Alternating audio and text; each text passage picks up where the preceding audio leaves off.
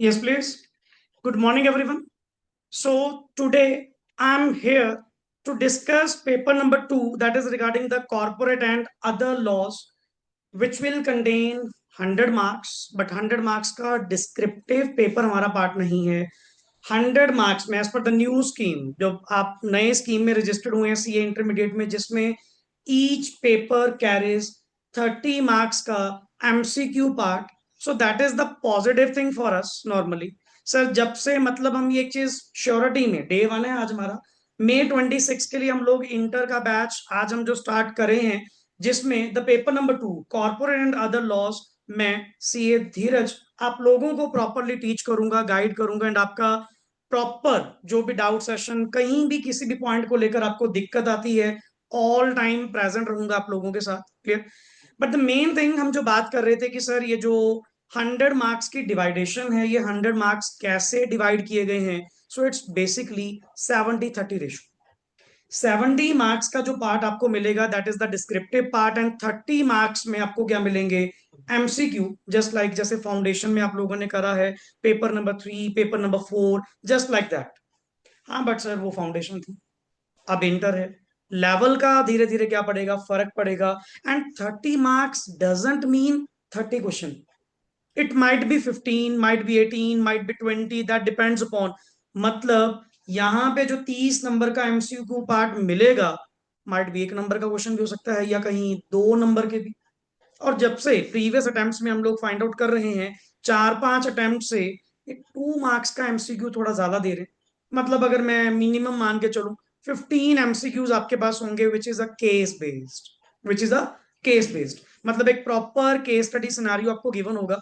Based on that case study you have 4 to 5 questions carrying 2 marks. Clear. तकरीबन कुछ इस तरह से आपका 30 मार्क्स का कंटेंट क्या होगा, कवर होगा. But sir 70 marks is purely the descriptive part, जिसमें आपको राइटिंग सॉल्व करना है. एंड प्लीज बी हेयर, यहाँ पे अगर हम बात करें, हमें डिस्क्रिप्टिव में डायरेक्ट क्वेश्चन नहीं मिलेंगे. इंटर लेवल पे 99% पेपर आपको जो मिलेगा दैट विल बी क्या होगा, केस स्टडी बेस्ड. अब हल्का सा माइंड ये होगा, सर केस स्टडीज आएंगी, हाउ टू सॉल्व इट. पहली बात, केस स्टडीज अपने आप में कुछ इतना बड़ा पॉइंट नहीं होता सोचने वाला. उल्टा सर जो डेली डिस्कशन में हम लोग अपनी एग्जांपल डिस्कस करते हैं ना, बेस्ड ऑन दैट एक ऐसा ही केस आपके पास गिवन होगा. एंड उस केस में से जो प्रोविजन तुम्हारे कंपनी लॉ ने, जो प्रोविजन तुम्हारे अदर लॉज ने आपको प्रोवाइड करी हैं, based on that you have to just decide about that कि whether the act is valid और नॉट. क्या जजमेंट वहां पे जानी चाहिए, क्या कंपनीज एक्ट के सेक्शंस का कंप्लायंस किया गया है, नहीं किया गया है. That's it. मैं तो उल्टा ये कहता हूँ, डायरेक्ट क्वेश्चन की बजाय केस स्टडी ज्यादा बढ़िया. क्यों? डिस्क्रिप्टिव पार्ट में अगर डायरेक्ट क्वेश्चन आएंगे तो एग्जैक्ट कंटेंट आपको देना पड़ेगा.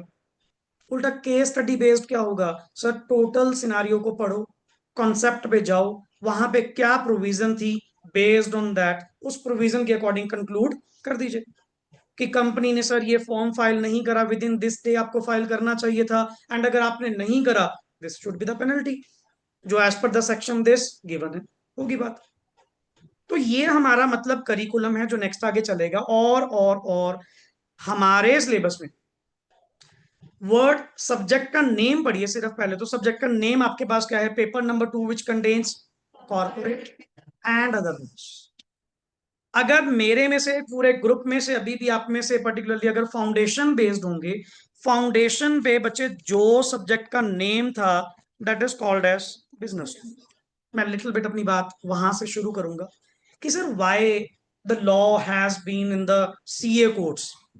सबसे बड़े मेन सवाल, जब तक मैं सब्जेक्ट के बारे में नीड महसूस नहीं करूंगा, मुझे नहीं पता नेक्स्ट आगे क्यों पढ़ाया जा रहा है, उसका काम क्या है, what is the logic behind that. और सर लॉ क्या सिर्फ बिजनेस लॉ होते हैं? अब लॉ की नेचर अगर देखी जाए, लाइक एडवोकेट्स जो एलएलबीज करते हैं नॉर्मली, एलएलएम मास्टर्स भी करते हैं अपनी लॉ के अंदर पर्टिकुलरली, सर उनको तो दुनिया भर के लॉ पढ़ाए जाते हैं. क्या हमें भी वही लॉ पढ़ाए जाएंगे? नो. उनका काम है माइट बी सिविल प्रैक्टिस में जाना, माइट बी क्रिमिनल प्रैक्टिस में जाना, अलग अलग दुनिया के मतलब क्या क्या एक्ट होंगे, उनको तो सर इतने सारे लॉस पढ़ाए जाते हैं. कभी आपने कभी किसी एडवोकेट के ऑफिस में विजिट करी हो, जहां उनका ऑफिस होगा, कुछ बुक्स का पूरा पैनल, वो इतनी मोटी मोटी बुक्स, वो सारी बुक्स की जो कलेक्शन है, वो किस चीज की कलेक्शन है? Civil law, criminal law. But मेरे डेकोरम में sir, I am the professional relating to the accounting. मैं जो कोर्स में एनरोल हुआ हूं, मेरा प्रोफेशन रिलेटेड टू क्या है? अकाउंटिंग। तो आई थिंक सो अकाउंटिंग जो होती है वो तो कोई ना कोई बिजनेस एंटिटी जो किसी ना किसी तरह की कमर्शियल एक्टिविटी में कोई ना कोई एक्टिविटी कर रही है, ट्रेडिंग कर रही है, कोई प्रोफेशन कंटिन्यू कर रही है, मेरा कंसर्न तो उनसे है। मुझे कोई क्रिमिनल लॉ से तो आई थिंक सो मतलब ही नहीं होना चाहिए। अब लाइक अगर मैं बात कर दूं सर, किसी पर्सन ने चोरी कर दी, डकैती कर दी, कोई मर्डर कर दिया, कुछ हो गया, क्या हमारे स्कोप में आएगा? नो सर, मेरा उससे कोई लेना देना नहीं है। मैं आई थिंक सो जिस तरह का मेरा प्रोफेशन है chartered accountancy, that is somewhat which is purely related to the business. तो मेरे लॉ में सिर्फ कौन से लॉ आएंगे? बिजनेस लॉ आएंगे। कुछ लॉ आप ऑलरेडी फाउंडेशन लेवल पे, बीकॉम लेवल पे पढ़ भी चुके हैं, जिनमें से one of the top notch number one जो लॉ आता है, that is Indian contract act 1872, जिसके बिना सब कुछ ही बेकार। क्योंकि बिजनेस वर्ल्ड की तुम बात कर रहे हो, मर्केंडाइज वर्ल्ड की तुम बात कर रहे हो, इस मर्केंडाइज वर्ल्ड में होता ही क्या है? कॉन्ट्रैक्ट्स। तुम्हारे और मेरे बीच में भी क्या है? कॉन्ट्रैक्ट, जिसमें कुछ ऑब्लिगेशंस मेरे हैं, कुछ ऑब्लिगेशंस आपके, कुछ राइट्स मैंने डिफाइन करे हैं, कुछ राइट्स आपने डिफाइन करे।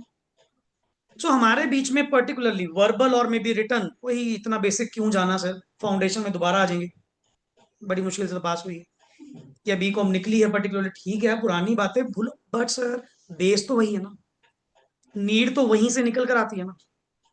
अब सेल ऑफ गुड्स एक्ट आपको पढ़ाया गया, नेगोशिएबल इंस्ट्रूमेंट के बारे में लिटिल बिट बात की गई, या मैं अगर अगर द अदर कंपनी लॉ में हल्की सी इंट्रोडक्शन बीकॉम लेवल पे भी कहूंगा, सब्जेक्ट था बट हल्का सा ही था, क्योंकि इतना इफेक्टिवली नहीं पढ़ा होगा बीकॉम में जितना मैं आपको डीपली इंक्लाइंड लेकर जाऊंगा। जितनी चीज में प्रैक्टिकल थिंग्स में हम लोग जाने वाले हैं, वो आपको आज पता लग ही जाएगा कि सर लास्ट 1 घंटा हो गया, 2 लाइनें नहीं पढ़ी हमने। कारण, बैकग्राउंड, बहुत सारी बातें हैं, बहुत सारी चीजें हैं जो आप लोगों से डिस्कस करने वाली हैं regarding the subject, how to read, how to understand. And sir हमें सुना था कि लॉ है, क्या बहुत डीप एनालिसिस में जाना पड़ेगा? नो। लॉ को रिटन फॉर्म में देने की मेन वजह क्या है? To avoid the disputes, to avoid the litigations. अगर मैं एक लॉ को सिंपल वर्ड यूज करूं, लॉ को मैं एक वर्ड बोलते हैं जी, written will of the legislature, written will of the, हमारे इंडिया में द इंडियन रेगुलेटरी फ्रेमवर्क जो है, that is divided into 3 parts, foundation में आपने पढ़ा। Number one is the legislature body, number two is executive body, and number third is judiciary. और ये तीनों बॉडीज अपने आप में ऑटोनॉमी रखती हैं, इंडिपेंडेंस रखती हैं, और अपना अपना काम करती हैं।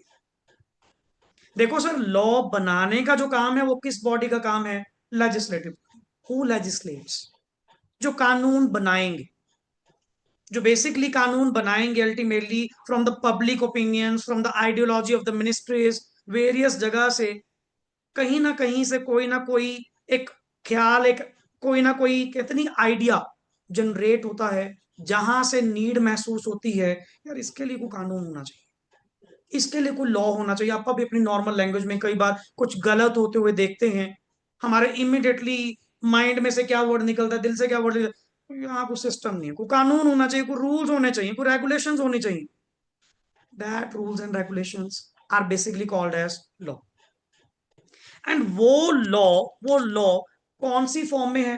रिटर्न। क्या कभी ऑरल लॉ अगर बनाया जाए, कानून अगर पर्टिकुलरली को rules regulation by laws ordinances अगर ऑरली बनाए जाएं, कोई फॉलो करेगा?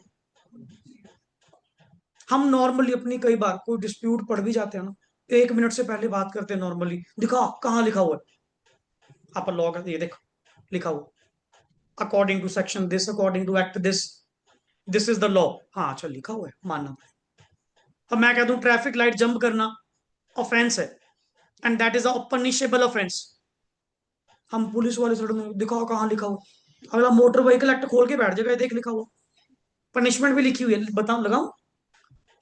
लिखी हुई है तो मानी जाती, ना लिखी होती, वर्बली समझाने से दुनियादारी चलती होती, क्या कानून जरूरत थी। पुराने लोगों की तरह जुबान अगर रहती होती लोगों की, कि जो कह दिया, अगर वैसा आज भी एनवायरनमेंट होता, क्या जरूरत पड़ती? नहीं पड़ती। हम लोग बिजनेस वर्ल्ड में डेली बैठकर यही चीजें देखते हैं सर। कहा तो बहुत कुछ गया वाइल मेकिंग द कॉन्ट्रैक्ट, बहुत सारे प्रोमिस किए गए, बहुत सारी इंटेंशंस शो की गई बैकग्राउंड दैट, बट पता नहीं वो पूरी होंगी भी या नहीं। To avoid that disputed part या litigations, that is why law is made. कि नहीं जी, कानून होना चाहिए दुनियादारी में, कोई रूल्स रेगुलेशन होने चाहिए, और लेजिस्लेचर बॉडी की ड्यूटी बनती है ऐसे कानून बनाना, टाइम टू टाइम ऑब्जर्वेंस करना। What is the need of the country, what is the need of the hour, कि अकॉर्डिंग टू दैट हमें क्या कानून नए बनाने चाहिए, किस तरह के बनाने चाहिए। एंड उसी वर्ल्ड में हमने देखा कि बिजनेस आज की डेट में डे बाय डे इतना ज्यादा मल्टीवर्स होता जा रहा है यार। शायद अगर पुरानी बात करें, पहले लोगों की इतनी डिमांड्स नहीं थी, इतनी वांट्स नहीं थी, जो आज के टाइम में तो मतलब नेक्स्ट लेवल। कि सर अगर इस बिजनेस वर्ल्ड में लोगों की कमिटमेंट्स नहीं रहेंगी, लोग कोई फॉलो नहीं करेंगे, फिर तो मजाक बन जाएगा। एंड मोदी साहब लगे हुए हैं 2047 का मिशन में, कि आने वाले 25 साल बाद हमारी इकोनॉमी ये होगी, टॉप 3 इकोनॉमीज में आएंगे। फिर ऐसे आओगे क्या, जहां पे कोई इज्जत ही नहीं करता, जहां पे कोई अपनी कमिटमेंट्स पे नहीं रहता, जहां पे कोई अपनी बात पूरी नहीं करता। ऐसे टॉप 3 में हम लोग अपनी जीडीपी को लेकर आएंगे? No possible. So there must be some kind of law. कोई ना कोई कानून होने चाहिए जो आपको बांध कर रखे, विद इन द लिमिट्स रखे। और अच्छा, इस लॉ की तुम नेचर कभी देखना, हमेशा 2 वर्ड मिलेंगे। या तो ये जो लेजिस्लेचर है, या तो ये आपको कुछ क्या करेगा, परमिट, क्या करेगा, काइंड अलाउ समथिंग, या माइट बी कुछ काम करने से आपको क्या करेगा। इसकी नेचर ये है।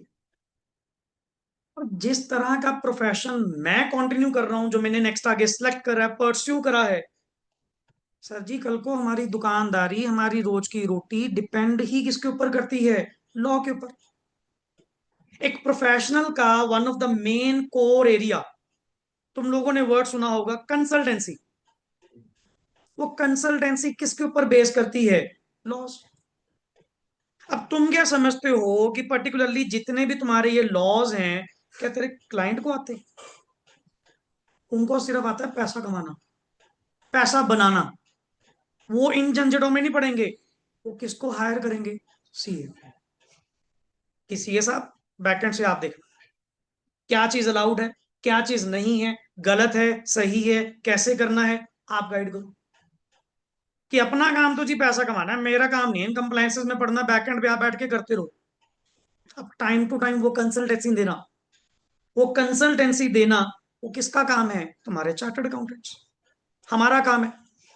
अब लाइक अगर तुम कहते हो सर लॉ में क्या सिर्फ कंपनी लॉ, क्यों, इनकम टैक्स लॉ तो है, income tax act 1961, GST act 2017, ये भी तो क्या है, एनेक्टमेंट्स ही हैं।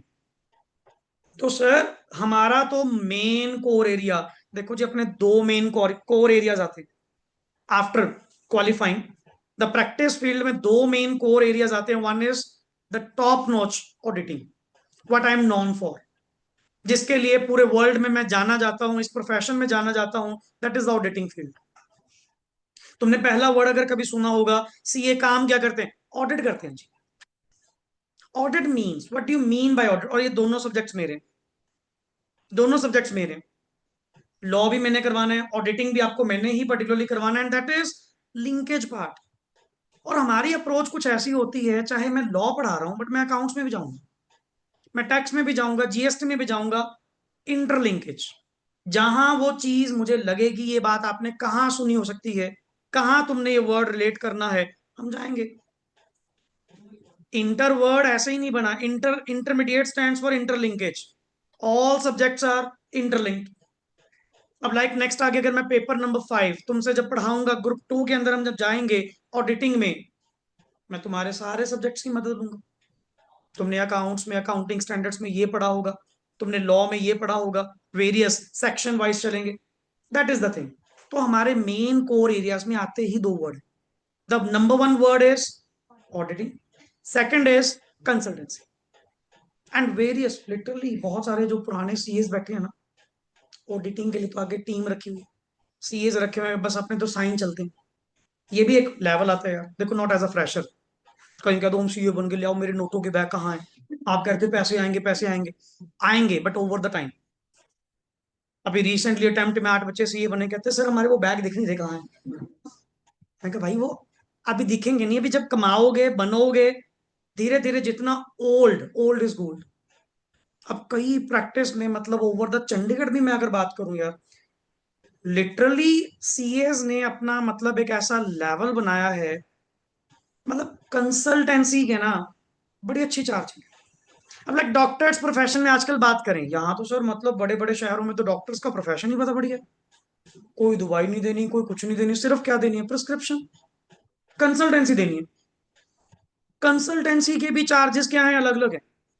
और वो भी खुद नहीं, बाहर बैठे, वो अंदर भेजेगा, पैसे लेके ही भेजेगा।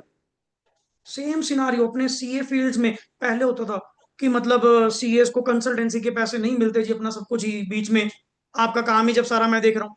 नहीं, प्रॉपर जो सीएस है ना, they are charging them clients के लिए पर्टिकुलरली। सर टाइम स्टार्ट होता है जी हाफ एन आवर, 3,000।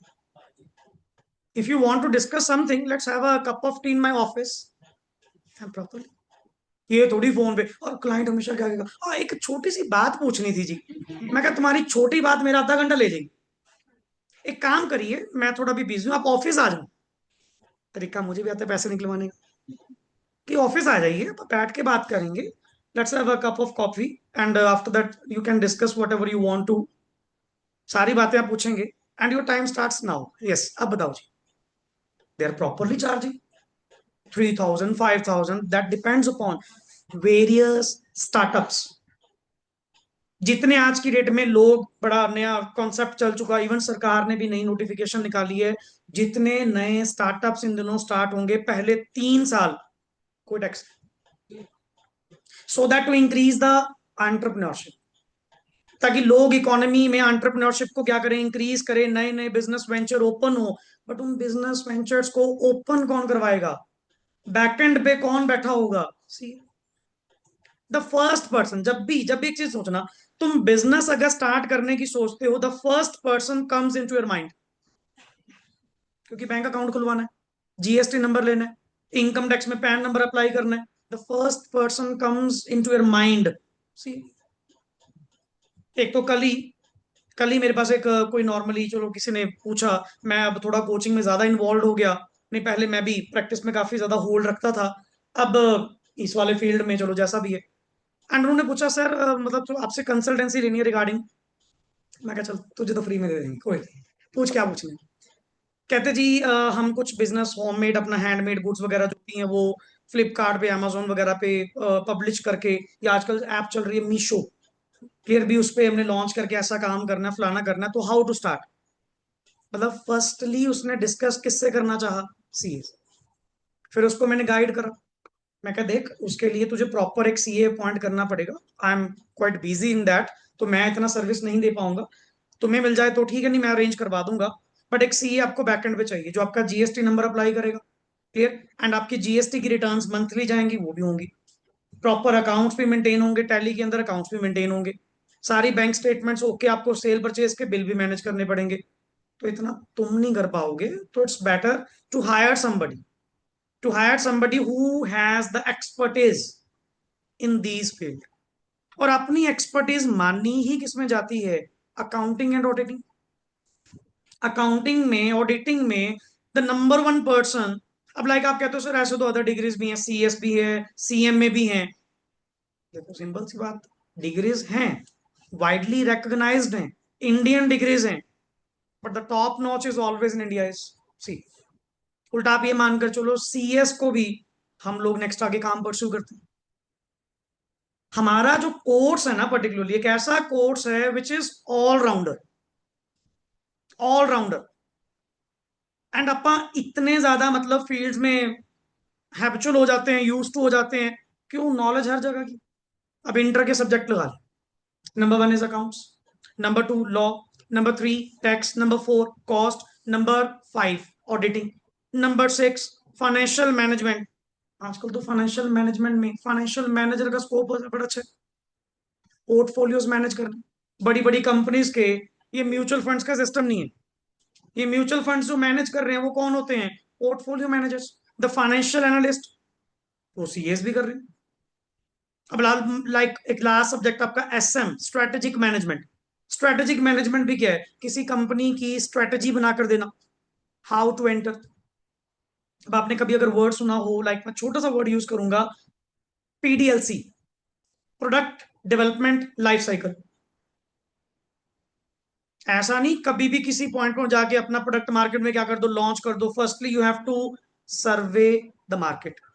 पहले मार्केट का क्या लेना पड़ेगा? सर्वे लेना पड़ेगा। जब मार्केट से रिस्पॉन्स थोड़ा लगेगा एंड स्ट्रेटजी वाइज अब हमें मौका अच्छा मिल रहा है लॉन्च करने का, कर दो। तो मतलब स्ट्रेटजीज बनाकर देना भी क्या है हमारा काम। रिस्क मैनेजमेंट करना भी हमारा काम है। सिंपल सी बात, जहां से पैसे मिलते हैं हम तो वहां चले जाते हैं कि लियाओ जी क्या काम है बताओ, क्या ऐसी चीज है जो हम नहीं कर सकते। That the ICI is doing the same these days, कि हमने अपना मेंबर एक ऐसा जनरेट करके देना है, एक ऐसा मेंबर बनाकर देना है कि वो ऑलराउंडर। एंड प्लस आजकल तो बैकएंड से मतलब पर्टिकुलरली यही बड़ा जोर लगा रहे हैं कि अपा इंडियन तक ही ना रहे, इंडिया की टेरिटरी तक ही ना रहे, वर्ल्ड वाइड इसको लेकर जाएं, वर्ल्ड वाइड तक लेकर जाएं। मतलब इन दिनों इनका एक और पॉइंट चल रहा है कि why the Indian CA is just doing the audit of Indian entities, why he is not doing the, क्यों नहीं वो ऑडिट फॉरेन एंटिटीज का कर रहा। मान लो कनाडा की, ऑस्ट्रेलिया की, यूएसए की कोई क्लाइंट, कोई एंटिटी है, मैं उनका ऑडिट क्यों नहीं कर सकता? करो, कोई टाई अप्स करो, वेरियस कंट्रीज के साथ मैच करो, कोई मेमोरेंडम साइन होते हैं, मेमोरेंडम साइन करो, बट स्कोप बढ़ाओ। और जब से तुम्हारी ये अदर डिग्रीज आजकल आई हैं ट्रेंडिंग जो चल रही हैं, बस ठीक है time pass, ACCA, CMA, sorry CPA, जितनी भी हैं सर, जब से ये आई है ना कहीं बच्चा डाइवर्ट हो रहा है। क्योंकि आप लोग तो क्या सोचते हो, कोई डिग्री मिल जाए बस मिल जाए, बट हर डिग्री की वो वैल्यू थोड़ी होगी। हमें एक ऐसी डिग्री नॉर्मली चाहिए कि जिसका स्कोप गली के नुक्कड़ से लेके इंटरनेशनल लेवल तक हो। वो मेरी एबिलिटी, वो मेरा स्कोप कि मैं उसको कहां तक लेकर जाऊंगा, किस लेवल तक लेकर जाऊंगा, वो मेरी इच्छा। अब लाइक बच्चे कई बार आफ्टर क्वालिफाइंग पूछने आते हैं कि sir now what to do. आप कहते थे पहले सीए बन जाओ, सीए बन जाओ, लो बन गए, तो अब बताओ क्या करना है। मैं कहा जी बैठो, अब नेक्स्ट लेवल की काउंसलिंग होगी कि अब आपके पास इस तरह की अपॉर्चुनिटीज आएंगी, ये होगा, बेस्ड ऑन दैट ऐसा डिसाइड करना, चूज वाइजली करना। क्योंकि आप एक एजुकेटेड रिसोर्स हो, सिंपल सी बात। और मेरी एक सिंपल सी वर्ड याद रख लेना, नॉर्मली मैं उनको कल भी कह कर आया था वॉट सेरेमनी में। मैं कहा यू नाउ डेज, या after gaining some experience, you will be like a magnet, चुंबक। जैसे चुंबक लोहा खींचती है ना, तुम लोग बैठे रहो, अपॉर्चुनिटीज अपने आप आएंगी। जहां जहां से तुम गुजरोगे ना, अपॉर्चुनिटीज अपने आप आपके पास आएंगी। हाँ, तुमने डिसाइड करना है विच वन, जो तुम्हारी प्लस वन की इकोनॉमिक्स प्रॉब्लम ऑफ चॉइस, तुम्हें चूज करना पड़ेगा सर कौन सा। बट बहुत ऑप्शन आएंगे, बहुत। तुम्हें देखना है कि मैं किस फील्ड में जाऊं, किस लेवल पे जाऊं, रिगार्डिंग दैट। सो ये मतलब रिगार्डिंग द कोर्स था। सारी बातें आज ही नहीं करेंगे, अभी भी धीरे धीरे धीरे धीरे अटैचमेंट होगी, माइंड मेकअप होगा, हमारी मिजा मिलेगी। ठीक है ना? अभी तो आप जस्ट अभी सुनो, समझो what's going on, what's the ambience, what's the environment, क्या चल क्या रहा है। एक दिन, दो दिन, तीसरे दिन, फिर सेट गोइंग। अब वर्ड ये था जहां से हम चले थे, बात शुरू हुई थी corporate and other law. Sir मैं बात कर रहा था कि फाउंडेशन लेवल पे तो अदर नॉर्मल बिजनेस लॉ आपने पढ़ लिए, बट यहाँ पे the main weightage, the main weightage आपको जो मिलने वाली है that is regarding the corporate. Corporate means company, corporate means company, company law.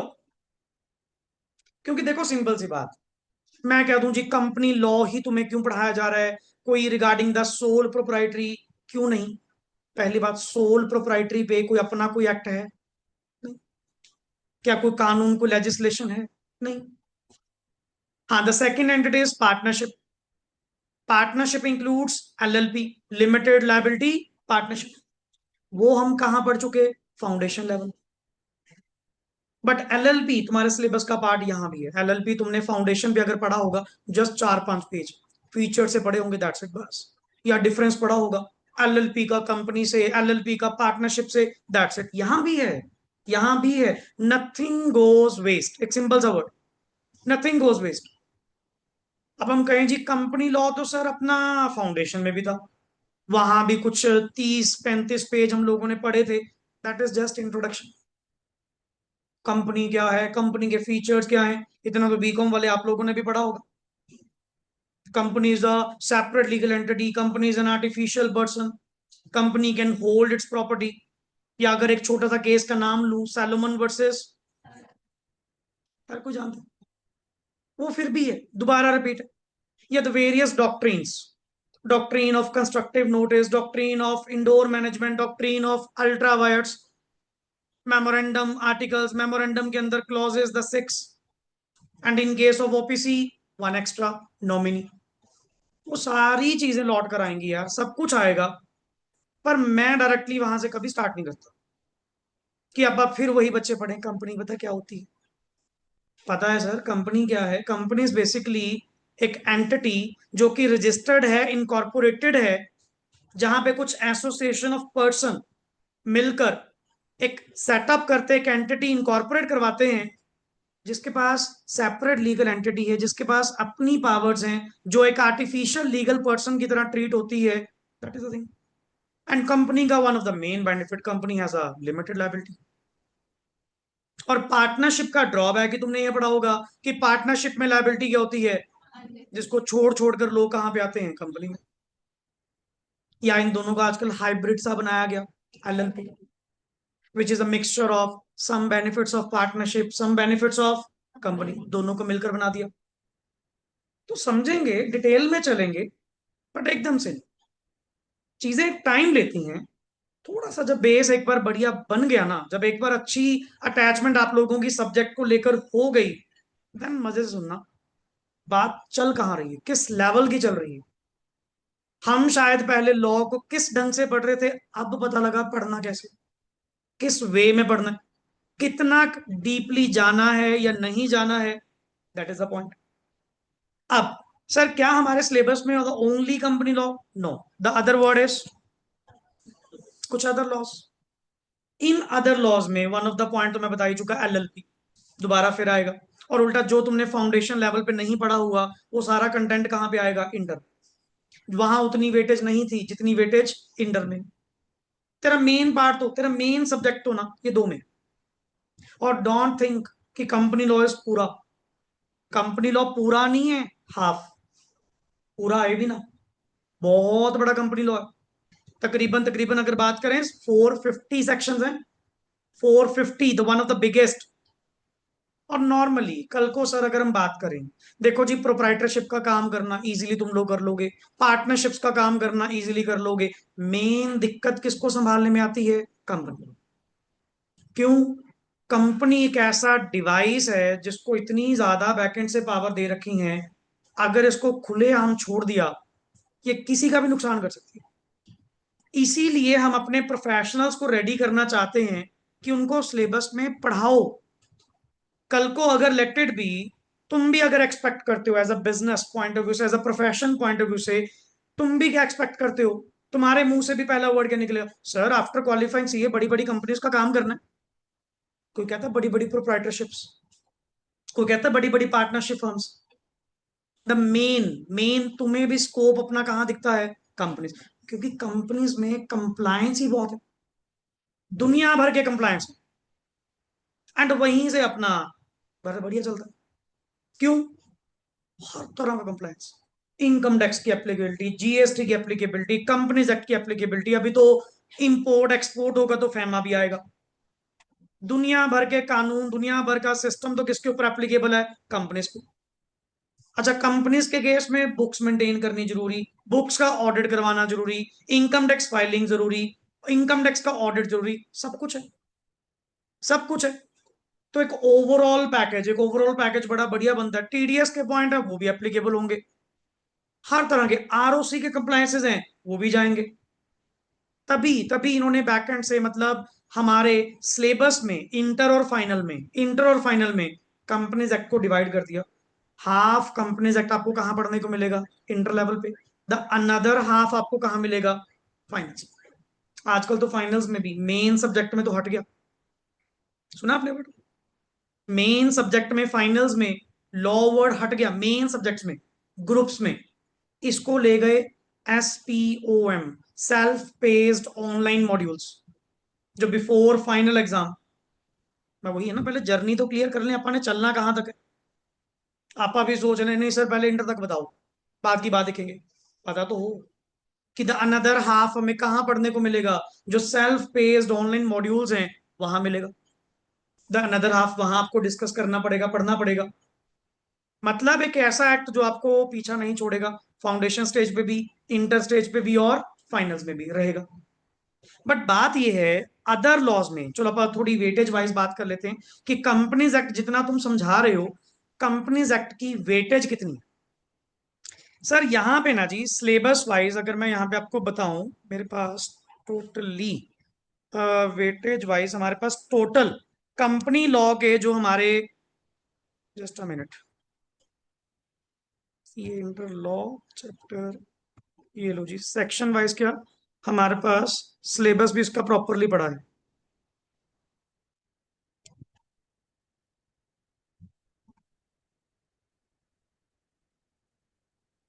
चलो इसी वाले में देख लेते हैं। इसी वाले में सर हमारे जो कंपनीज एक्ट में गिवन है ना जी, कंपनीज एक्ट में पर्टिकुलरली हमारे पास टोटल टोटल चैप्टर्स कितने गिवन है जी? 11। 11 चैप्टर्स, मतलब मेजर टोटल देर आर 15। 15 में से 11 चैप्टर आपके किसके ऊपर हैं जी? कंपनीज। और कंपनीज की weightage along with the LLP, along with the LLP अगर मैं इसको डिवाइड करूं, मतलब द फर्स्ट पार्ट आपका टोटल कितने मार्क्स का रहेगा? 70 मार्क्स का पेपर। 70 मार्क्स का paper with MCQ, with descriptive. ये वो 70-30 नहीं है, वो डिवाइडेशन थी पेपर का पैटर्न। 30 मार्क्स आपका क्या था? MCQ। 70 मार्क्स क्या था? डिस्क्रिप्टिव। जिसमें से टोटल का 70 मार्क्स का जो पेपर मिलेगा वो कहां से मिलेगा? तुम्हारे कंपनीज एक्ट में से, और किस में से? और देख LLP की भी वेटेज अलग बांटी हुई है। 70 का, ये देखो ऊपर लिखा हुआ वर्ड, क्या लिखा हुआ है, कितने मार्क्स का है जी? 70 का 15 से 20%, 15 से 20%, 70 का मतलब तकरीबन 10 से 12 नंबर, या 10 से 14 नंबर। अकेला 10 से 12 नंबर का तो तुझे कौन मिलेगा? LLP। ताकि कल को पढ़ने लगे हैं, मुझे पता तो हो चैप्टर की वेटेज कितनी है, पेपर में मिलेगा कितना। एंड 70 में से चलो 12 का भी मान लें, तो 58 मार्क्स का मिनिमम आपको क्या मिलने वाला है? कंपनी से।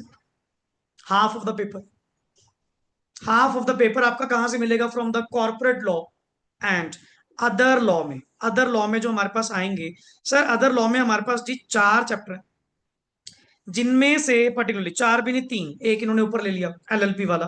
पहला क्या लिखा हुआ है? GC act, journal clauses. अच्छा, ये कितने का बचा जी? अब 30 का। 30 में से 35 to 40% मैं इसको बांटता हूं जी 12 नंबर नॉर्मली, कि 12 नंबर का GC एक्ट, 12 नंबर का आपको मिलेगा फेमा, और 6 मार्क्स का अप्रोक्स आपको मिलता है जी कौन? इंटरप्रिटेशन। तकरीबन तकरीबन कुछ इस तरह से। बाकी attempt to attempt little bit क्या कर जाता है? वेरी कर जाता है। किसी में मान लो 12 की जगह 10 हो गया, बट मिनिमम ऐसा मिलेगा। ऐसा नहीं होगा कि तुमने पेपर ओपन करा या कंसेप्ट रीड आउट करा, पेपर में आया ही नहीं, ऐसा कुछ नहीं। ये मतलब GC अगर 12 नंबर का मिलेगा, मिलेगा। और FEMA the main topic, the latest new syllabus में तीन चीजें नहीं ऐड करेगी। एक तो ऐड करा गया जी फेमा। अब इसकी भी सुन ले, ये भी क्यों ऐड करा, इसके बिहाइंड लॉजिक क्या है। कहते जी बच्चा लॉ कंप्लीट मतलब ये पढ़ने के बाद ग्रुप वन ग्रुप टू करने के बाद इमीडिएटली कहाँ जाएगा, आर्टिकलशिप में, ट्रेनिंग में जाएगा। ट्रेनिंग ने उसको एक्सपोजर जो मिलते हैं, कई बार इंपोर्ट एक्सपोर्ट का मिल जाता है, that is foreign exchange earnings और आउटगो, जिसको तुम कहते हो जी, जैसे लाइक आप लोग प्लस टू लेवल पे एक वर्ड पढ़ते थे, balance of payment. Balance of payment जिसमें current account transaction, capital account transaction हम लोग नॉर्मली डिस्कस करते थे इकोनॉमिक्स में, डिटो से। कहते तुम इसको ये फैमा पढ़ा रहे हो कब जाके फाइनल्स में, जब वो ट्रेनिंग अपनी पूरी कर चुका, जबकि उसको यूज कब आना है, ट्रेनिंग में। तो ट्रेनिंग से पहले इंटर में सारा मत पढ़ाओ, चलो मानना सारा मत पढ़ाओ, बट कुछ पार्ट तो पढ़ाओ।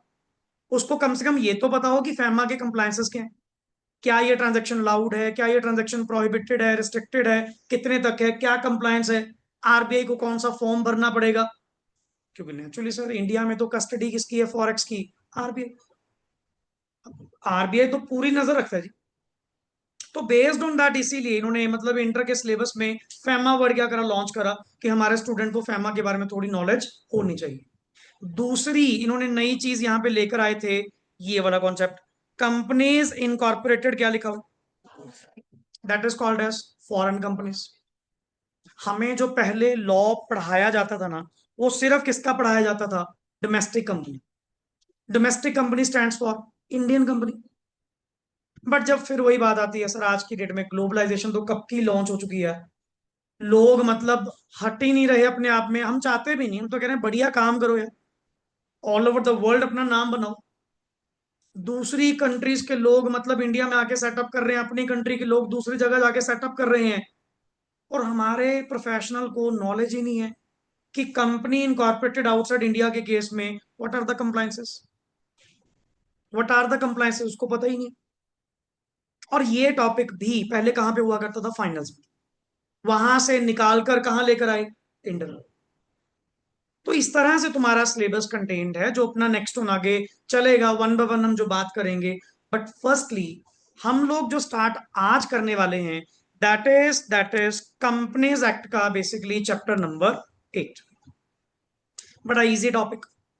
एंड शायद ही आप में से कोई होगा जिसको डिविडेंड वर्ड ही नहीं बताओ, मतलब इतना एक बेसिक वर्ड जो कंपनी अकाउंट्स तुम लोग नॉर्मली डील कर चुके हो प्लस टू लेवल पे, फाउंडेशन लेवल पे, या बीकॉम लेवल पे।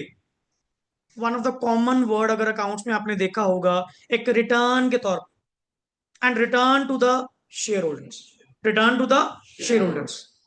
तुमने अभी तक सिर्फ इस वर्ड के रिगार्डिंग फ्रंट एंड देखा होगा, क्वेश्चन में गिवन होता है, एंड अपा उसको उठाते हैं, ट्रेड करते हैं, प्रॉफिट में से उसको एडजस्ट करते हुए, सरप्लस में से एडजस्ट करते हुए, what ever the dividend on the equity on the preference, हम लोग डिक्लेयर कर देते, पे आउट कर देते हैं। एंड आप उसकी अकाउंटिंग एंट्री क्या कर देते हो, पास कर देते हो, डिविडेंड जो आपने पे आउट करा, दैट्स इट। बट वो सिर्फ एक फ्रंट फेस था, वो सिर्फ अपने आप में क्या था, एक फ्रंट फेस था। अभी तुमने उसका बैकग्राउंड कंपनी के पॉइंट से, कंपनीज एक्ट के पॉइंट से तो देखा ही नहीं, कि व्हाट आर द कंप्लायंसेस, क्या क्या कंप्लायंसेस हैं जो पर्टिकुलरली आपको करने पड़ेंगे just to declare a dividend, declare, and the next one word is payment of dividend. And जिसके लिए तुम्हारे कंपनीज एक्ट ने यहां पे सिर्फ 5 सेक्शन बनाए हैं। इन 5 सेक्शंस में तुम्हारा डिविडेंड वर्ड खत्म। और ध्यान से, ये बुक का चैप्टर नंबर 8 ही नहीं, कंपनीज एक्ट का भी कौन सा है, चैप्टर नंबर, स्पेशली मेंशन है chapter 8 of the companies act 2000। क्योंकि सर कंपनीज एक्ट इतना बड़ा एक्ट है, अगर इसको ओपनली छोड़ दिया जाए ना, विदाउट अलग अलग बांटते हुए, बीच में गुम हो जाएंगे, कल को सर्च भी नहीं कर पाएंगे कौन सी बात कहां पे है, कहां लिखी हुई थी। For the sake of convenience इन्होंने भी क्या करा, कंपनीज एक्ट को तकरीबन 29 चैप्टर्स हैं, 450 सेक्शन प्लस 450 सेक्शन, 29 चैप्टर ऐसे, 29। तो ये हमारे मतलब पर्टिकुलरली चैप्टर 1 to 10 तो हमारे सिलेबस में, और एक चैप्टर नंबर 22, वो जो तुम्हारा कंपनी इनकॉर्पोरेटेड आउटसाइड इंडिया है ना, वो पीछे जाके आता है 22 नंबर पे। तो ये हमारे सिलेबस में, मतलब मैं ये नहीं कहूंगा कि ये बुक का चैप्टर नंबर 8 है। सर बुक का तो होगा। ये कंपनीज एक्ट का भी कौन सा है, चैप्टर नंबर 8, जो तुम्हें ये बताता है कि मुझे पर्टिकुलरली यहाँ पे जो डील करनी है सिर्फ और सिर्फ इन 5 सेक्शंस में डील करनी है, जो कि स्टार्ट होंगे 123 से लेके 120। Usually common question, sir law है, एक ही बात, सेक्शंस याद करने हैं। करने नहीं है, हो जाएंगे। करने नहीं है, हो जाएंगे, आई गारंटी यू। क्यों? मैं ही तुमसे बार बार सुनूंगा। आपने जस्ट इंटेंशनली नहीं करना। वन टाइम जब भी पढ़ रहे हो बस, हाँ 123 is all about the declaration of different, 124 unpaid, 125 IEPF, 126 dividend to be kept in abeyance, 127 punishment failure to comply with the dividend payment. हो गया। यही चीज तुम लोग फॉलो करोगे। हाँ बट राइटिंग में लिखने कभी नहीं। आंसर कोट करते टाइम सेक्शन लिखने कभी नहीं। इंप्रेशन जमाओ, बोलते टाइम अच्छे लगते हैं। जैसे देखे नहीं वकील कोर्ट में, अकॉर्डिंग टू सेक्शन दिस फलाना दिस, कल को तुम्हारे पास भी क्लाइंट आएगा, डरा दो। सिंपल सी बात, अगले को ये लगे यही सी है और कोई है ही नहीं, इसी से काम करवाऊंगा। हाँ इंप्रेशन जमाते टाइम अच्छा लगता है यार। जब भी अगला बात करता है बीच में एक आधी सेक्शन की, चाहे अगले को बड़ा पता है, उसको बड़ा पता है कौन सा सेक्शन है, बोल दे, डर तो गया। बट आपा नहीं डरना सर। कहीं पर्टिकुलरली सेक्शन में पेपर में लिखने लग जाएं, और अगर सेक्शन गलत लिखा गया, कोई नंबर। आईसीआई भी हैरान हो जाएगा, अभी ऐसा तो लेजिस्लेचर ने लिखा जो हमारे बच्चे ने लिख दिया कि जी फलाना सेक्शन ये कहता है, फलाने सेक्शन ने कहा ही नहीं। जैसे आप लोगों ने अगर plus one plus two level पे देखा होगा, तुम डेफिनेशन अगर याद करते थे किसी पर्टिकुलर पर्सन की, देखो अगर पर्टिकुलर पर्सन का नाम मेंशन कर रहे हो, फिर डेफिनेशन एज इट इज होनी चाहिए। नहीं अगला कहता फलाने ने तो कहा नहीं, ये तो तुम कह रहे हो। आधी बात तो उसकी तुमने क्या कर दी, कट कर दी। कभी मत लिखो, कभी मत लिखो। ये आईसीएआई ने अपने एफएक्यूज में क्लियर कर दिया था कि बच्चे कॉमन सवाल ये पूछते हैं कि sir what about the sections, क्या हमें सेक्शंस याद करने पड़ेंगे, क्या हमें लिखने पड़ेंगे। देखो डिस्क्रिप्टिव पार्ट में तो ओपन कह रहा हूं नहीं, ये थोड़ी सी रेलेवेंस जो मैं बढ़ा देता हूँ कि आपको देखने चाहिए, पढ़ने चाहिए, सुनने चाहिए, due to MCQs. Due to MCQs, जब से एमसीक्यू पार्ट हमारे आप यहाँ पे आए हैं 30 मार्क्स में, तो थोड़ी सी मैं वेटेज बढ़ा देता हूँ कि भाई देख लिया करो, इग्नोर ना करना। कई बार बात कोई सेक्शन वाइज निकल आती है। नहीं डिस्क्रिप्टिव में सीधा बस एक्ट का नाम, केस आइडेंटिफाई करा, फलाने एक्ट में से, एक्ट का नाम सही रखो, दैट्स इट। कि as per the companies act 2013, बाकी खुद ही ढूंढ ले कि अंदर कौन सा सेक्शन है, मेरे को नहीं पता। सीधी सी बात, आप तो एक्ट का नाम सही लिख दो ना, दैट्स इट। सेक्शन के पीछे कोई नहीं पढ़ना। पर मैं आपको पूरे कंपनीज एक्ट में जब भी मेरी बात शुरू होगी, हर चैप्टर जो शुरू होगा पर्टिकुलरली वो सेक्शन से ही शुरू होगी, ताकि मैं तो कोशिश करवाऊंगा आप लोगों को कहीं ना कहीं कि आप लोग अपना होल्ड अच्छा गेन करो। क्योंकि ये चीजें मैंने नोटिस करी है फ्रॉम द प्रीवियस बैच, कि अपने वाले जो बच्चे होते हैं, कई बार मान लो जी एग्जाम देने जा रहे हैं कहीं, किसी आउटर किसी को मिल गए, ये सेक्शन वाइज बात कर रहे होते हैं, वो सामने वाला डर जाते हैं कहाँ से पढ़ के आया तू, कि हमें तो कुछ भी नहीं पता सेक्शन के बारे में, क्या ये सीधा कि सेक्शन 67 बायबैक है जी, 68 बायबैक। हाँ फलाने सेक्शन में उसके 20 सेक्शन में लिखा हुआ है। इन दैट केस अगला तो ये समझता ना कि भाई लॉ तू नहीं पढ़ा हुआ है, बाकी किसी को कुछ आता ही नहीं।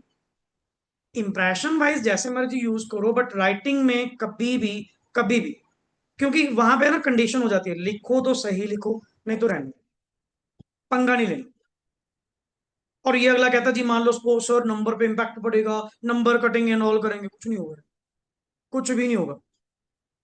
एक तो ना आधा काम सीए कोर्स में डराया जा, सबसे बड़ा मेन पंगा, पता नहीं कैसे टीचर्स हैं कैसे नहीं, डीमोटिवेट कर रहे हैं, डरा ज्यादा रहे हैं। है ही कुछ नहीं यार, सिंपल है, सिंपल मैनेजमेंट है, बस सिंपल सी बात है। हाँ फॉलो करोगे, सही चलोगे, टाइम मैनेजमेंट सही रखोगे, तुमसे ही वर्ड कहलाऊंगा, ठीक चल रहा है सर, बढ़िया चल रहा है, एवरीथिंग इज फाइन। अब कोई कहेंगे मान लो सपोज बच्चे लॉ है, देखो सेक्शन तो याद करने ही पड़ेंगे, बिना सेक्शन की तो बात ही नहीं बनेगी। जबकि आईसीआई ने एफएक्यूज में बिल्कुल क्लियर लिखा हुआ है, लिखोगे एक्स्ट्रा नंबर कोई नहीं देंगे, गलत लिखोगे काटेंगे जरूर, फिर क्यों पंगा लेना, जरूरी है। तो यहाँ पे चलिए अपन थोड़ी सी नॉर्मल डिस्कशन करते हैं। अगर ये डिस्कशन कहीं नोट डाउन करना चाहो तो आप कर लेना, मेरी ये कॉमन वर्डिंग है। और अच्छा हाँ सुनो, बुक के बारे में तो हम बताना ही भूल गए। हम ये टॉपिक्स कौन से कहाँ कहाँ से करने वाले हैं, व्हाट दिस बुक कंटेन्स, कि बुक में क्या क्या चीज जो है तुम यहां से पढ़ोगे, कौन सा पार्ट हम मॉड्यूल से करेंगे। सर इस पर्टिकुलर बुक में पहली बात जो बुक मैं फॉलो करता हूं that is C S Manish Bhandari sir, जिनसे हमने भी पढ़ा हुआ है किसी टाइम पे, पर्टिकुलरली इनकी बुक्स हमने फॉलो करी है डे 1 से। अदर देन दैट पब्लिशर बहुत हैं ऑल ओवर इंडिया, बट मुझे इनकी बुक सबसे बढ़िया लगी है। सीधा शॉर्ट क्रक्स देना, फाइनली कंक्लूजन इज दिस, कोई उतना घुमा फिरा के। And this is not bare text, ये बेयर टेक्स्ट नहीं है जो एक्चुअली सरकार ने एक्ट बनाया हुआ है, ये वो बेयर टेक्स्ट नहीं है। बेयर टेक्स्ट तो सर पढ़ा ही नहीं जाता, बेयर टेक्स्ट तो समझ ही नहीं आता। इसीलिए पब्लिशर्स नॉर्मली क्या करते हैं, इसको अपनी सिंप्लीफाइड लैंग्वेज में मीनिंग सेम रखते हुए लॉ की लैंग्वेज को, इसकी प्रेजेंटेशन में देखोगे ना, छोटे छोटे छोटे पार्ट्स में पॉइंट्स में बांट कर प्रोविजन दी हुई, so that it is easy to understand and retain, ताकि तुम उसको प्रॉपरली क्या कर पाओ, समझ पाओ, रिटेन कर पाओ। That is the main thing. बस मैं एक शॉर्ट डिस्कशन करूंगा जस्ट 10 मिनट्स की पर्टिकुलरली। और इस बुक में तुम्हें जो कंटेंट गिवन है that is chapter 1 to 10 of the companies act. And एक टॉपिक आपको मिलेगा जी इंटरप्रिटेशन, हमारा कहाँ गया ये, यहां तक एक तो चैप्टर 1 to 10, 1 to 10 आपको कहाँ मिलेंगे, फ्रॉम दिस बुक। एंड सिर्फ और सिर्फ कौन से वाला, इंटरप्रिटेशन वाला, ये भी आपको कहाँ पे मिलेगा, बुक में। Sir what about the other, that will be directly done from the module. क्यों, लेटेस्ट है, नए हैं, रिस्क नहीं ले सकते, आपका जरा सा वर्ड भी नहीं छोड़ना, वेटेज वाइज भी अच्छे हैं, क्योंकि एलएलपी वो भी नया आया, फेमा वो भी नया आया, जीसी एक्ट वैसे इंपॉर्टेंट है, और कंपनी इनकॉर्पोरेटेड आउटसाइड इंडिया वो भी नया आया है। तो ये वाला पार्ट मैं हमेशा कहां से करवाता हूँ, फ्रॉम द मॉड्यूल। क्लियर। और इन दिनों पर्टिकुलरली अपना मॉड्यूल्स वगैरह ऑर्डर कर लेना, इट विल टेक टाइम, 10 दिन 12 दिन 15 दिन जो भी लगेंगे। इंस्टेंटली जरूरत नहीं है, बट कमिंग डेज में धीरे धीरे आप कॉल करना शुरू कर देंगे। क्यों, मेरा जो पैटर्न है, पहले मैं पढ़ाऊंगा आपको book, concept book, clear, last lecture of the topic जो भी गोइंग ऑन है, लाइक चैप्टर 8 स्टार्ट हो रहा है, क्लियर, चैप्टर 8 का लास्ट लेक्चर कहां से होगा, फ्रॉम द मॉड्यूल। सर क्या मॉड्यूल में से सारे सेक्शन दोबारा, नो, द एडिशनल, जो कुछ मॉड्यूल में अगर एक्स्ट्रा गिवन होगा, और वो भी मॉड्यूल से नहीं पढ़ना, इस बुक में ध्यान से देखना, हर चैप्टर एंड होने के बाद एक लीफलेट मैंने एक्स्ट्रा लगाया हुआ, देखने लगे मैं झूठ बोल रहा हूँ, सही बोल रहा हूँ यार, लिख लगा हुआ है देख लो। इन दैट केस एक लास्ट पेज मैंने एक्स्ट्रा दिया हुआ है, that one extra page is just only for that.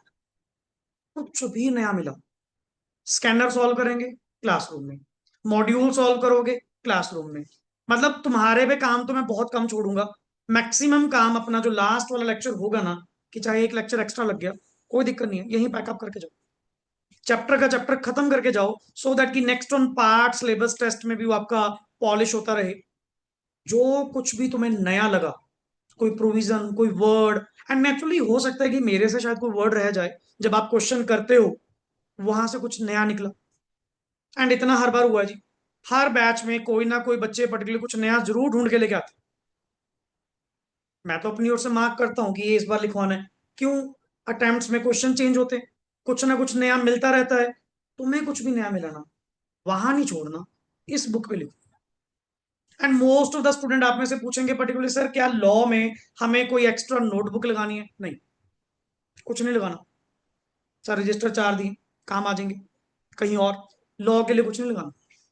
Law में जितनी बुक पर्टिकुलरली तुझे खाली स्पेस दिख रही है ना साइड बाय साइड, सब भरेंगे अपनी लैंग्वेज में, जो लिखना है इस पे लिख। मेन प्रॉब्लम का कारण आज की डेट में क्या है, नोट्स अलग कॉपी पे, बुक अलग है। अब मौके पे ना ये पढ़ी जा रही है ना ये पढ़ी जा रही है, ये चीज मैंने फेस करी थी फाइनल्स में। टीचर का नाम नहीं चल लेंगे, पढ़ाया बहुत बढ़िया, बहुत नेक्स्ट लेवल पढ़ाया यार उन्होंने, मतलब फाइनल्स में। पर लास्ट में दिक्कत पता क्या आई, उन्होंने हर सेक्शन राइटिंग में कंसाइज करवा दिया, फ्लो चार्ट बनवा दिए, आजकल चलते हैं नए वर्ड, फ्लो चार्ट बनवा तो दिए, पूरे कभी नहीं होते, पूरे कभी नहीं होते वो। एक बात बताओ, अगर फ्लो चार्ट ही पूरा हो गया फिर फ्लो चार्ट क्या? फ्लो चार्ट का मतलब क्या है? Concise, summarised.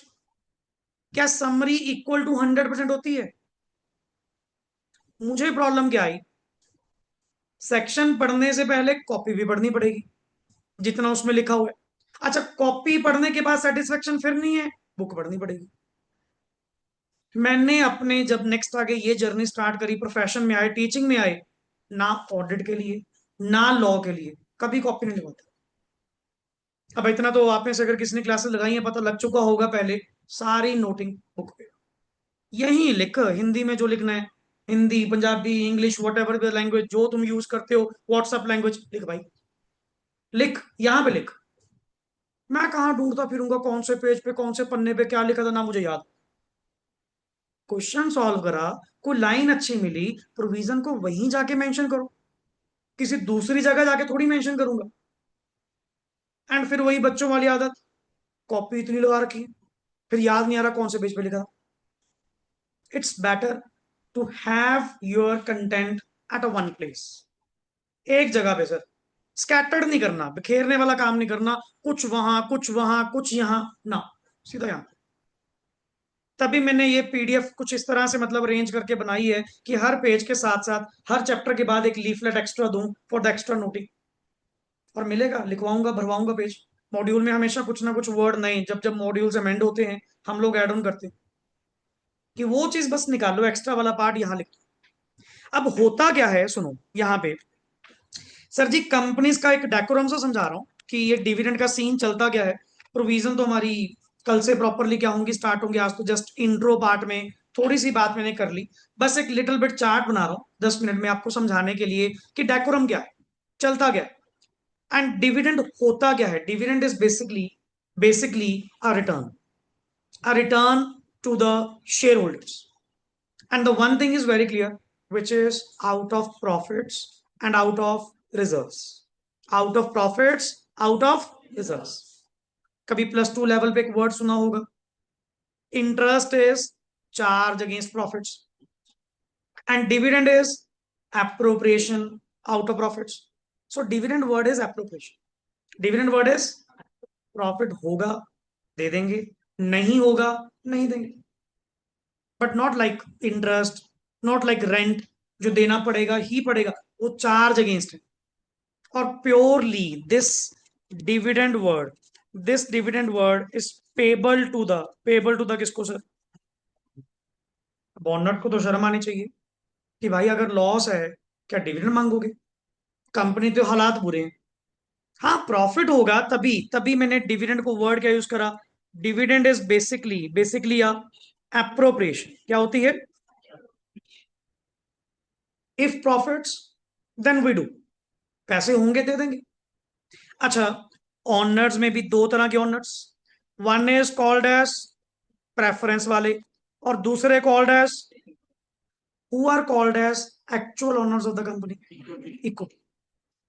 कहीं ना कहीं सर प्रेफरेंस वाले मानने तो ऑनर जाते हैं, बट ये लाइक उतना रिस्क फेस नहीं करते जितना कौन करता है, इक्विटी। तभी तुम कहते नहीं लास्ट में जो बचा वो सारा इक्विटी का, जो लास्ट में बचा वो सारा किसका होगा, इक्विटी का। क्योंकि प्रेफरेंस वालों पे भी देखो मिलता दोनों पे डिविडेंड है, मिलता दोनों पे डिविडेंड है। क्योंकि है तो अल्टीमेटली ओनर्स क्या होते हैं मेरी कंपनी के, मिलना तो सर इनको डिविडेंड ही है। इनके लिए रिटर्न का नाम, देखो जी मेरी एंटिटी में 3 लोग होते हैं, एक प्योर आउटसाइडर, एक सरकार और एक मेरे ऑनर। जो तो प्योर आउटसाइडर हैं, लेंडर्स, वो क्या ले जाते हैं, इंटरेस्ट। सरकार में से क्या ले जाती है, टैक्स। बचा लास्ट में कौन, ऑनर। ऑनर के लिए प्रॉफिट होगा एप्रोप्रिएशन के तौर पे, सरप्लस में से पैसा दे देंगे। कभी भी तुमने प्रॉफिट एंड लॉस में डिविडेंड वर्ड नहीं डाला होगा, अगर कहीं डाला होगा तो रिजर्व एंड सरप्लस में से क्या करी होगी, एडजस्टमेंट करी होगी। क्यों? ये P&L की आइटम ही नहीं है, कोई एक्सपेंस थोड़ी है, कोई पक्का फिक्स एक्सपेंस थोड़ी है। सर जी प्रॉफिट होगा तो दे देंगे, अच्छा, प्रेफरेंस वालों के केस में जो डिविडेंड है, डिविडेंड क्या होता है जी? Fixed by amount, fixed by rate, fixed by percentage, whatever be the case. तुम कभी भी देखना, तुमने अगर पर्टिकुलरली पर्टिकुलरली कभी भी तुमने अगर ये क्या कहते हैं, अगर क्वेश्चन कभी पढ़ा होगा, हमेशा ना प्रेफरेंस वालों के साथ एक रेट गिवन होता है, like 9% preference shares of rupees 100 each. What is the 9% dividend rate? That is the dividend rate which is already fixed. और इनके वालों को कभी फिक्स नहीं होता, इनके वालों पे क्या होता है जी? वेरिएबल मीन्स चेंजिंग, चेंजिंग होगा जी। और ये जो टॉपिक मैं तुम्हें पढ़ा रहा हूँ, ये जो टॉपिक हम डिस्कस करने जा रहे हैं, सर मैं प्रेफरेंस को बीच में नहीं लेके आ रहा हूँ। This topic chapter number 8 purely purely on किसके ऊपर? इक्विटी। कहीं आप इन चीजों में मिक्सअप हो जाएं कि सर प्रेफरेंस, अरे भाई साहब ये तो काइंड ऑफ ना, ये लेंडर्स की तरह ट्रीट होंगे जिनके साथ फिक्स है 9% देना ही देना हर साल। एंड अगर nothing mention, preference is always cumulative, preference is always, अगर इस बार नहीं दिया इकट्ठा हो जाएगा, अगली बार दे देंगे, उससे अगली बार दे देंगे। और सबसे बड़ी मेन जरूरी बात, हम लोग सोचते हैं समझते हैं कि कंपनी में मेंबर्स की क्या होती हैं? Meetings. That meetings are called as general meetings. General meetings में कौन पार्टिसिपेट करते हैं? मेंबर्स। कौन पार्टिसिपेट करते हैं? कौन से मेंबर्स? Share holders. कौन से share holders? Equity, only equity. Preference वालों के पास कोई वोटिंग राइट्स नहीं। मैं कहा हद होगी यार, पैसे भी तुम्हें पहले चाहिए, रिटर्न भी तुम्हें पहले चाहिए, और ऊपर से हक जता रहे हो वोट करने का। तुम्हारा कोई मतलब नहीं, तुम्हारा कोई मतलब नहीं।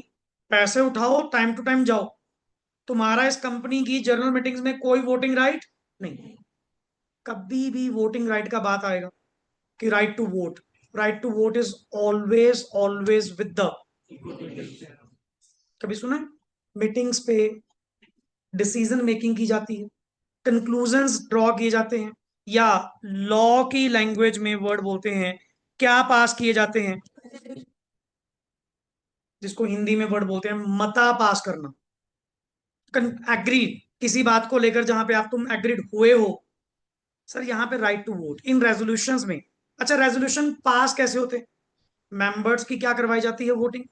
मेंबर्स अपनी अपनी वोटिंग भेजते हैं, कुछ फेवर करेंगे, कुछ अगेंस्ट होंगे।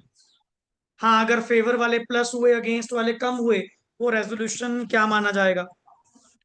वो रेजोल्यूशन क्या माना जाएगा? बट वो राइट सिर्फ किसके पास होता है जी? यार सबसे ज्यादा रिस्क झेल ही कौन रहा है? इक्विटी वाले। तुम लोग थोड़ी, तुम लोग तो अपना पैसा लेकर रफू चक्कर भी हो गए। डिविडेंड तुम्हें फिक्स मिल रहा है, पेमेंट तुम्हें पहले चाहिए, तो तुम किस बात के मालिक? मेन मालिक तो कौन हुआ हमारा? इक्विटी वाले हुए। अगले तो बेचारे अपना सब कुछ दांव पे लगा के बैठे, पता नहीं डिविडेंड मिलेगा भी या, समझे ना पॉइंट? अब नाउ द वर्ड इज, होता क्या है, जैसे कि पर्टिकुलरली 31 मार्च को, मैं पूरा थोड़ा सिनेरियो समझा रहा हूँ कि एक्चुअली क्या है, और फिर वही वर्ड, नथिंग गोज वेस्ट। एक एक वर्ड तुम्हें बुक में मिलेगा, समझना पहले कंसेप्ट क्या है, समझना विदाउट बुक। पहले ओरल डिस्कशन पे चलते हैं, है क्या, पढ़ना क्या है। 31 मार्च को पर्टिकुलरली आपका अकाउंटिंग ईयर क्या होता है जी? Close. And as per the companies act, as per the income tax act, most of the act ने डिक्लेयर कर दिया, इंडिया में फाइनेंशियल ईयर का मतलब ही क्या है? April to March, starting from 1 April ending on declared, declared. But हाँ, there are some exceptions, law हमेशा आदत करेगा। वैसे तो जी ये है, पर कहीं ना कहीं कोई एक्सेप्शन छोड़ी होती है, रखे होते हैं कि जिनको अगर मान लो कोई डिफरेंट अकाउंटिंग ईयर देना है, तो यस, सीजी के पास जाओ, सीजी आपको अगर अप्रूवल दे देगा तो तुम डिफरेंट फाइनेंशियल ईयर भी क्या कर सकते हो? फॉलो कर सकते हो। और मेरी बात ये समझ लेना, मैं कभी भी एक चैप्टर में बात नहीं कर रहा होता, उल्टा मैं अपना काम बढ़ा रहा हूं तुम्हें सीधा चैप्टर 8 में ले जाकर। क्यों? तुम्हें सारी टर्म्स बतानी पड़ेंगी, समझानी पड़ेंगी। अब जैसे जीएम की बात हुई, चैप्टर 7, रेजोल्यूशंस की बात हुई चैप्टर 7, पर मेरा ये हमेशा मानना है, पहले ओपन डिस्कशन करो यार, समझो। जब लिखा हुआ मिलेगा ना, तुम कहोगे सर है ही कुछ नहीं, सारा कुछ दर्शन तो पहले करवा दिया।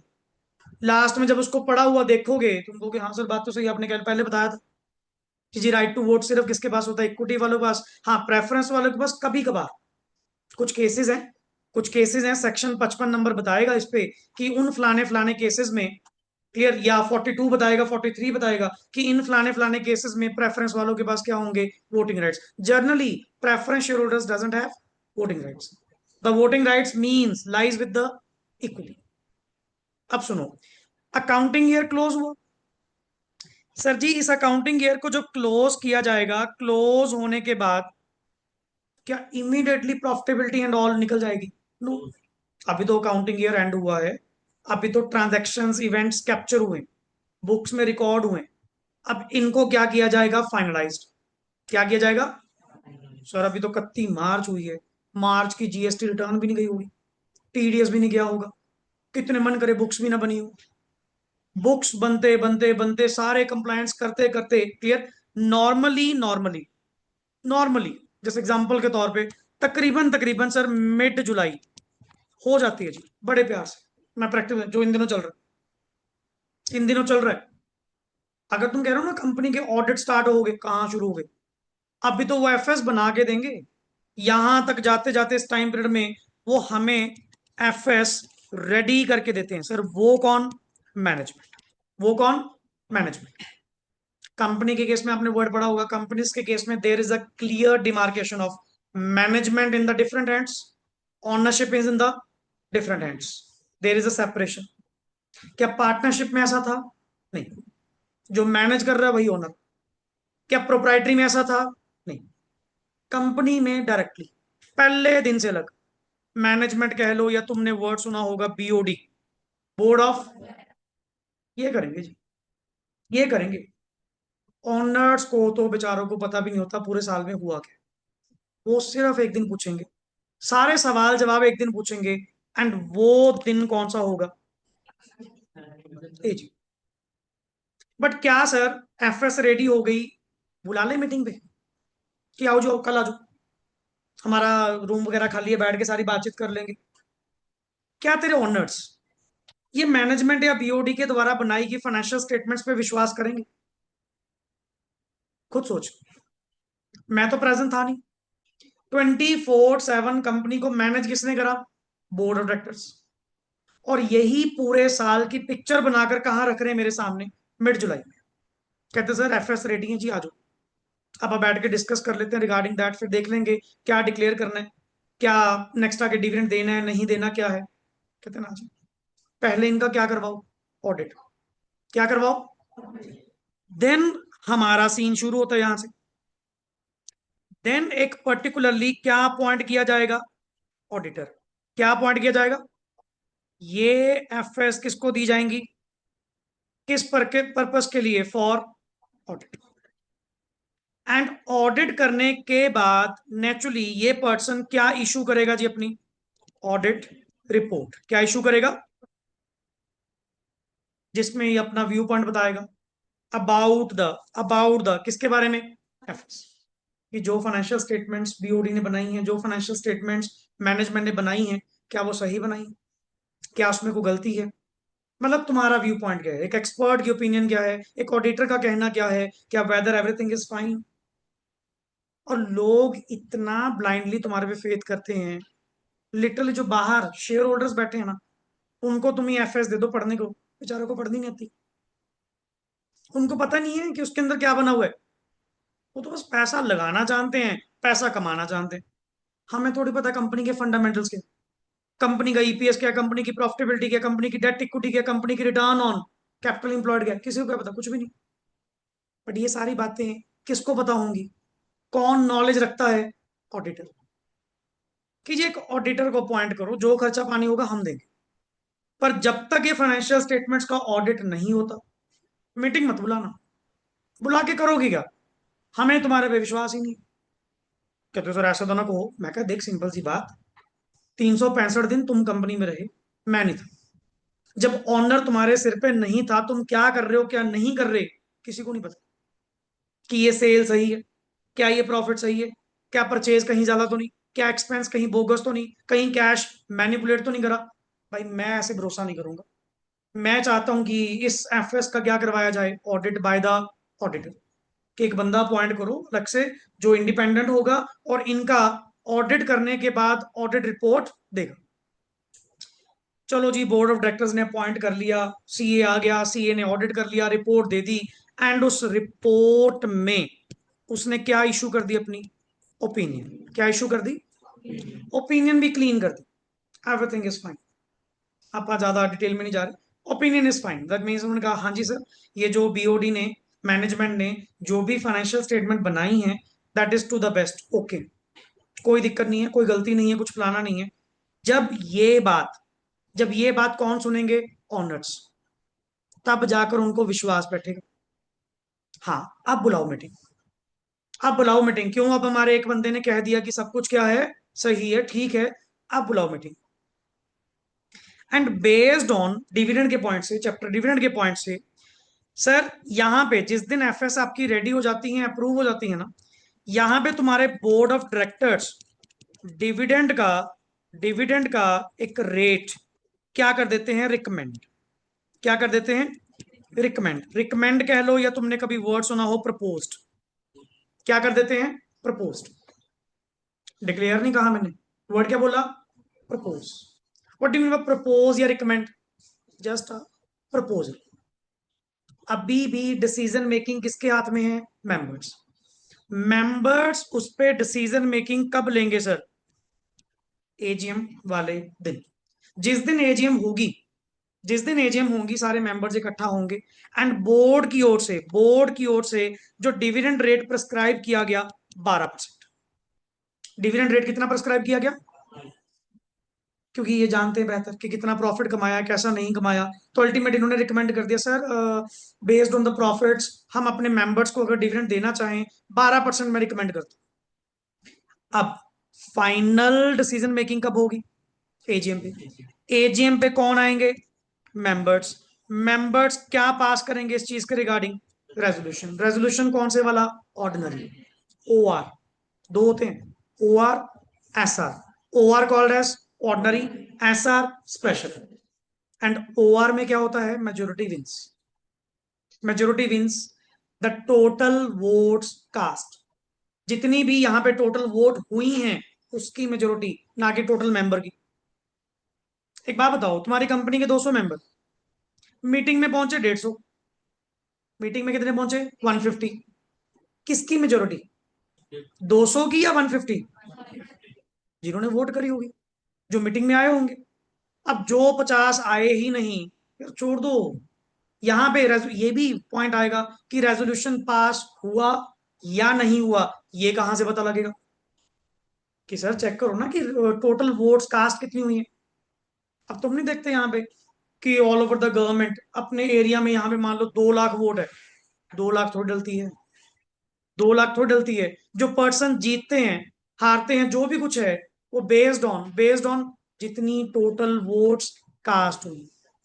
अच्छा, उसमें से भी अगर एक बार पॉइंट बताओ, उसमें से भी जितनी वैलिड वोट्स कास्ट हुई। अब कई आधे ऐसे होते हैं, बैलेट पेपर पे पेन चेक कर रहे होते, चलता है, वो तो वोट डिस्qualify होगी। स्टैंप कहीं लगानी थी, हाँ याद नहीं आया, नीचे लगानी थी, डिस्qualify। या डबल स्टैंपिंग कर दी, डिस्qualify। वो तो वोट ही खराब है। वो कौन सी वोट है? इनवैलिड। कौन सी वोट है? मतलब मैं फिल्टर लगा रहा हूं। कहां चले से? 200 से। 200 में से मेंबर आए कितने? 150। 150 में से भी 10 ऐसे मूर्ख निकले जिन्होंने वोट ही खराब कर दी। क्या हो गए? डिस्qualify। फिर फंस गए। कितने बचे? 140 का चेक। ये क्वेश्चन आता है, वो तुम्हें ऐसा सीन बना के देगा पूरा, कि बताओ जी रेजोल्यूशन पास हुआ या नहीं हुआ। यहां पे जाके एजीएम में क्या पास करते हैं जी? Ordinary resolution. जिसमें जिसमें ये क्या करेंगे? डिक्लेयर। क्या करेंगे? Declare the dividend. क्या करेंगे? Declare the. But the main चीज, ये कितना रेट डिक्लेयर कर सकते हैं? Maximum up to the rate prescribed by the court, maximum up to the rate prescribed by the, या उससे कम या अप टू दैट, एक्सीड करना इनके लिए पॉसिबल नहीं।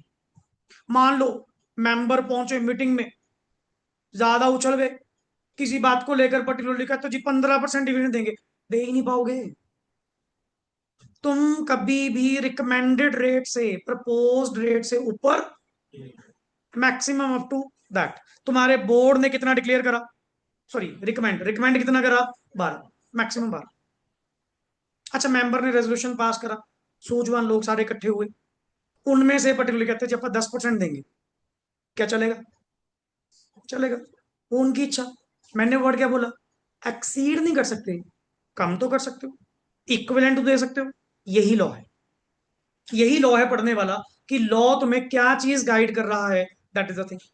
सो ये एक नॉर्मल सा प्रोसेस होता है रिगार्डिंग द डिविडेंड को लेकर। आज हमारी मतलब डिविडेंड को डिस्कशन तो कुछ भी नहीं हुई, कुछ भी नहीं हुई। ये जस्ट मेरा एक इंट्रो लेक्चर है, इंट्रोडक्शन लेक्चर है पर्टिकुलरली। हाँ, कल वाले पार्ट में हम अपनी बुक फाइनली स्टार्ट करेंगे। आज तो ऐसे ही निकल गया, मैंने पहले कहा था कि बातें बहुत हैं जो आप लोगों से शेयर करने वाली हैं, सुनने वाली हैं, बट ये चीजें जब तक मैं नहीं डिस्क्लोज करूं, नहीं बताऊं डायरेक्टली, कुछ ट्रांसलेशन थोड़ी करनी है यार। इंग्लिश पढ़ी इसका मतलब यहाँ पे ये है, वो तो पहले भी कर चुके हो, अभी कर लोगे। मेन उसके बिहाइंड लॉजिक क्या है, ये बात चली कहां से, that is the main. Clear? So इसी चार्ट से हम लोग नेक्स्ट आगे क्या करेंगे, स्टार्ट करेंगे। आज के लेक्चर में आपकी बुक्स वगैरह हो चुकी हैं क्लियर, हल्की सी सिलेबस की इंट्रोडक्शन हो चुकी है, लिटिल बिट डिविडेंड को लेकर हमने बात क्या करी है, शुरू करी है। क्लियर? कल प्रॉपरली इसी चार्ट को नेक्स्ट आगे क्या करवाऊंगा, स्टार्ट करवाऊंगा, यहीं से अपनी बात क्या करेंगे, कंटिन्यू। Is that clear? चलिए, ओके जी, thanks lot and rest we will do in the next part. यही चार्ट आप लोग अगर ड्रॉ कर लिया है तो बहुत बढ़िया, नहीं अदरवाइज कल ये ओपन कर दूंगा, पहले बना लेना, इसी को आगे खींचेंगे, इसी को आगे बनाएंगे एंड साथ के अपनी डिस्कशन कंप्लीट करेंगे। चलिए, ओके जी, थैंक्स लॉट।